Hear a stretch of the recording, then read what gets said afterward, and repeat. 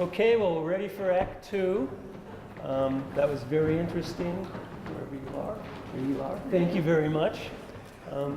Cindy Blakeslee is, am I pronouncing that right? Yes. Yes. Mm-hmm. Blakeslee is joining us for her first solo exhibition, so we're very thrilled to have her here. She has obviously spent lots and lots of time discovering objects and putting them together in very interesting ways, and we're anxious to hear about that, but we're very happy to have you here for your first solo show. Great. Thank you. Thank you. Cindy Blakeslee. Thanks.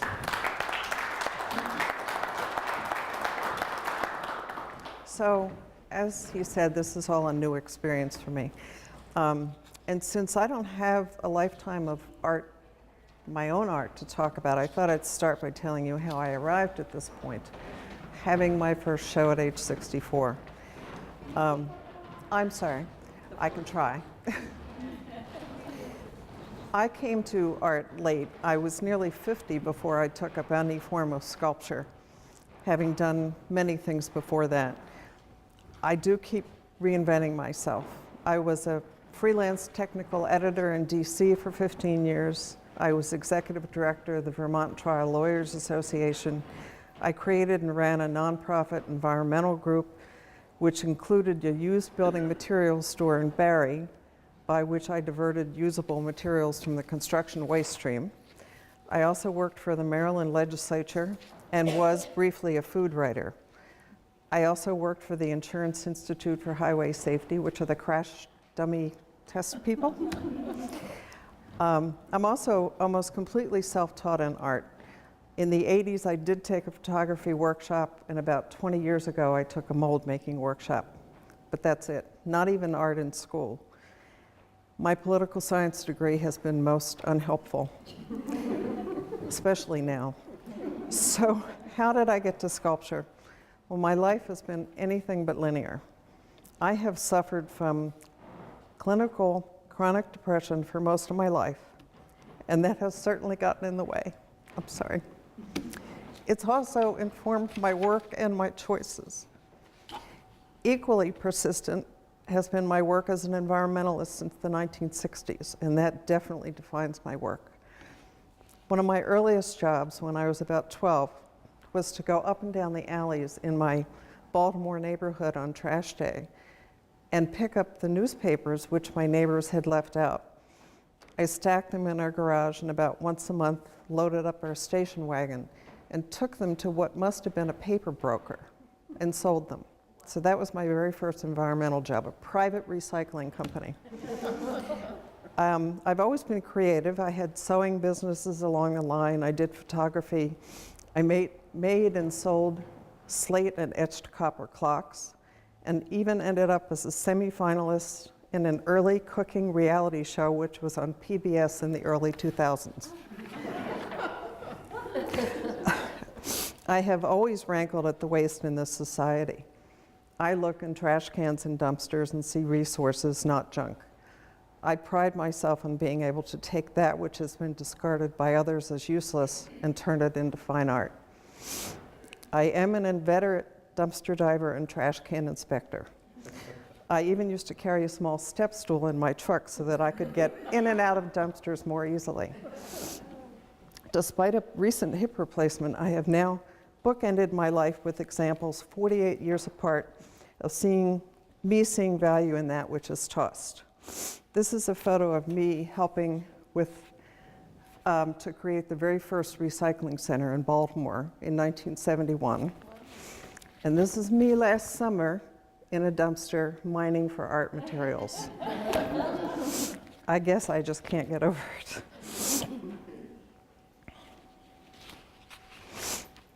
I did get stuck in a dumpster once. In Montpelier, an office supply store was going out of business, and inexplicably, they tossed new in-the-box items into their dumpster.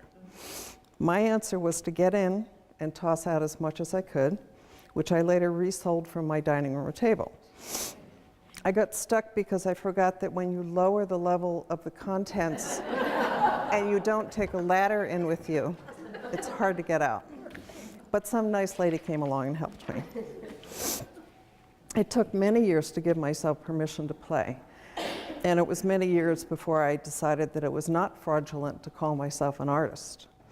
I was glad to discover that I'm not a one-trick pony and that I've just trained my brain to see possibilities. Sculpture also permits me to work at my own pace, which is key to my ability to produce and create. So why have I not had a show until now? I've been in many group shows, but I've been dodging various health issues for years and sometimes go off on a tangent to try other work. But I keep coming back to this, and I'm glad I did. Over 2 years ago, I finally bit the bullet and applied to Ava for a solo show. I've walked into this room in the middle many times over the past 10 years and wanted to see my work here, and now it is. I'm thrilled to see it all together. It looks quite different than in my living room. This is the culmination of a dozen years of experimentation and learning. This is definitely the thing I've been proudest of in my life.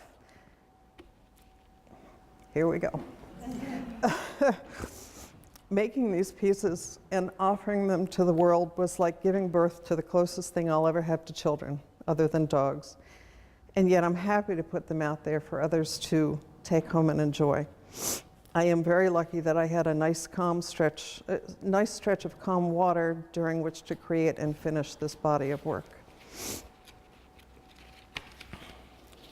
Now, as for my work, there are no deep meanings to look for. The meaning is right on the surface. The medium is the message. Occasionally, as with a series on obsolescence, some of which is represented here, I will take it a step further and attach a more overt meaning to it, but my real love is abstract work. I've discovered that I love form and texture and humor. I've had people walk up to me and ask, "What does this mean?" And my universal answer is, it means whatever you want it to mean. I believe that the consumer, the buyer, should be the one to imbue special meaning if they wish, and for that reason I usually only number my pieces instead of name them. It's been interesting to learn what others see in my work. For example, the fellow who bought the black piece on the wall there with the faucet, he said it looks to him like time standing still. I look at it and I see Flint drinking water. Whatever.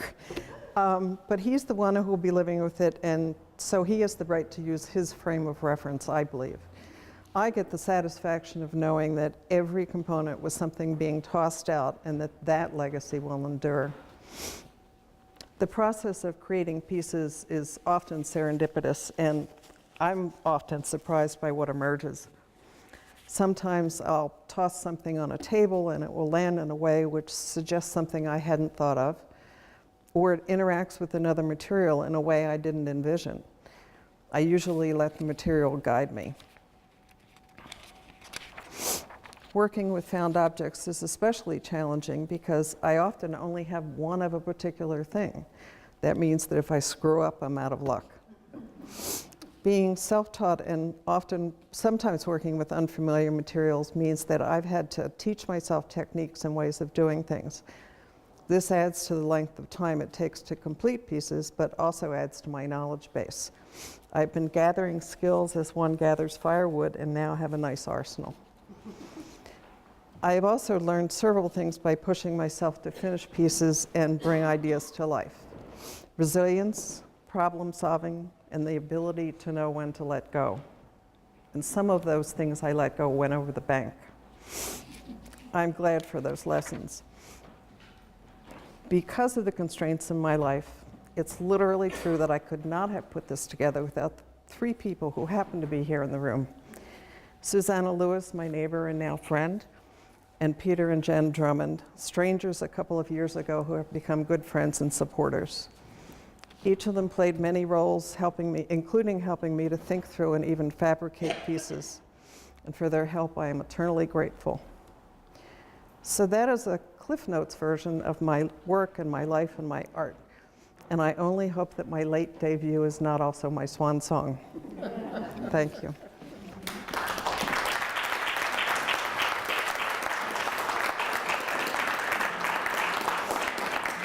And I'd be happy to take any questions.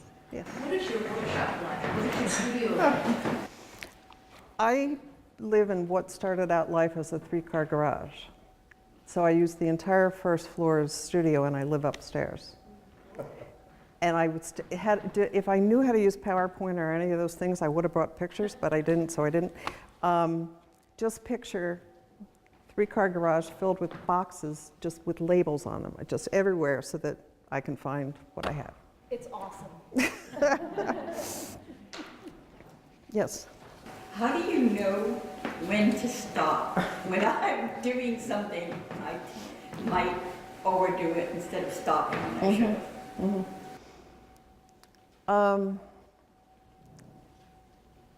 I don't know. I just do. I mean, sometimes I screw it up, sometimes I take it too far, sometimes I find that I haven't gone far enough. And later I'll get this brainstorm and add something to it, and suddenly it'll look totally different. So, as I said, it's serendipitous. And I think because I haven't been formally trained to go through some process, it just happens. Yeah.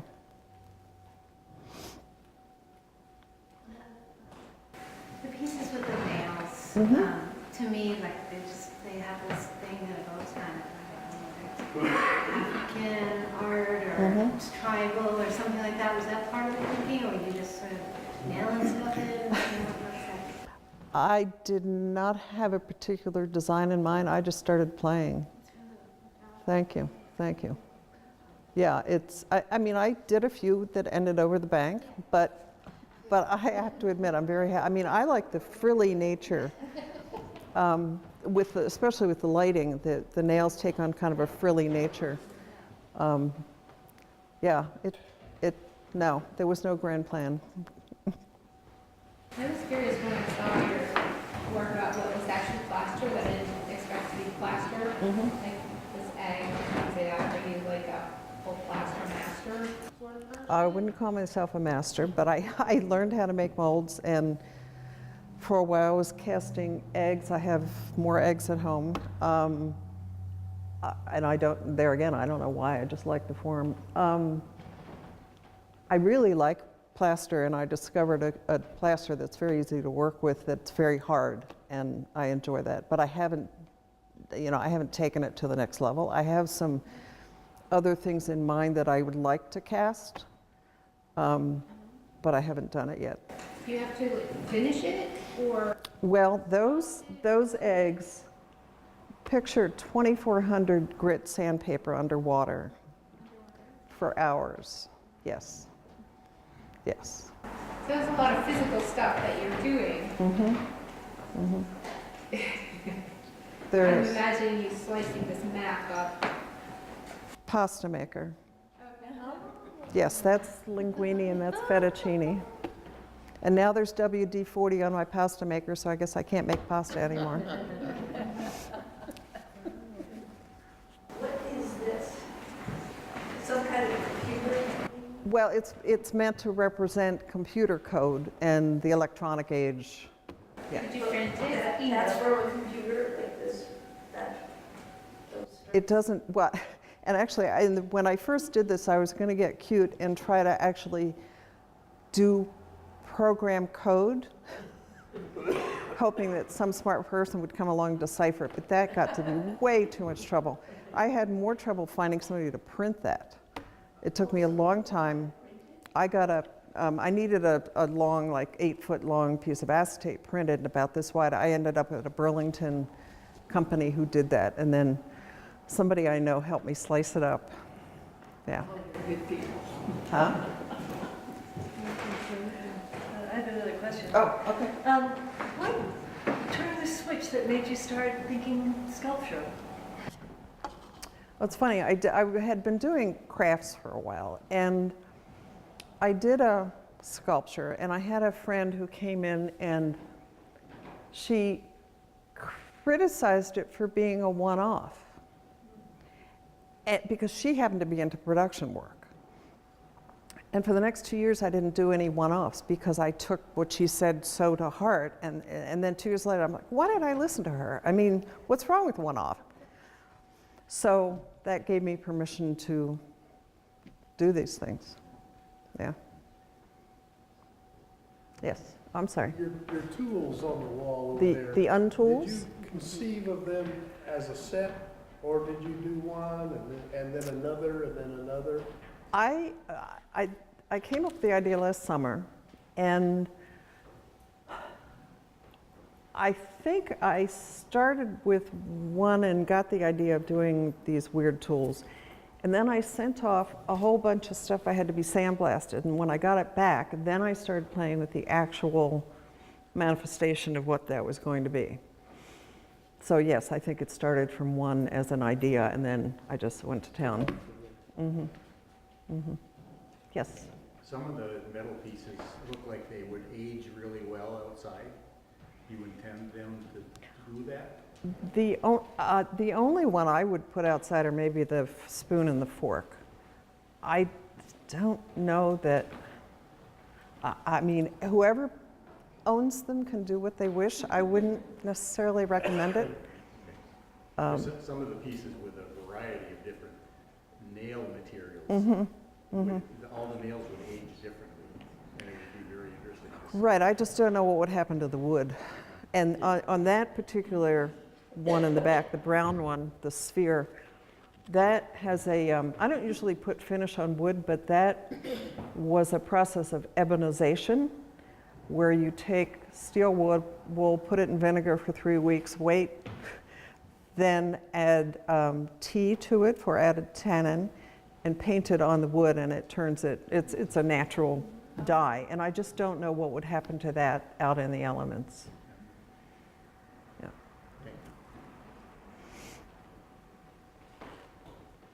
What would you say the most, I'm sorry, what Go would ahead. you say the most rewarding part of this process is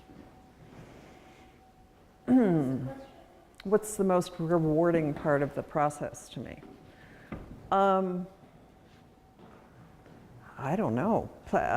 Playing, I guess. I guess I didn't get much of that earlier, so now I get to play. It's like cooking. I get to play with food. It's probably a similar process. Yeah, yeah. I was just curious, if you didn't have a limitation on space, would you want to go even bigger? I would love to go bigger. I keep dreaming. In fact, I have to hold myself back because I have to be able to physically carry whatever it is I make out the door. And occasionally, well, the untools were, I forgot about having to transport them. Yeah, but I keep dreaming up giant things, and I actually love giant things. I don't have the wherewithal myself to do them, but I would love to collaborate with people. I did, and this is where PowerPoint would come in handy. Several years ago, I was a pen pal with an Australian artist, a fellow who was mostly a metal worker. And I sent him a picture of this piece right here. The next thing I know, he has made a 2-ton version out of concrete and metal and entered it into Sculpture by the Sea in Perth, Australia, and sold it and sent me money. So yeah, I'd love to go big. I mean, that was my first and only collaboration. It was great. It was great. Right. Right.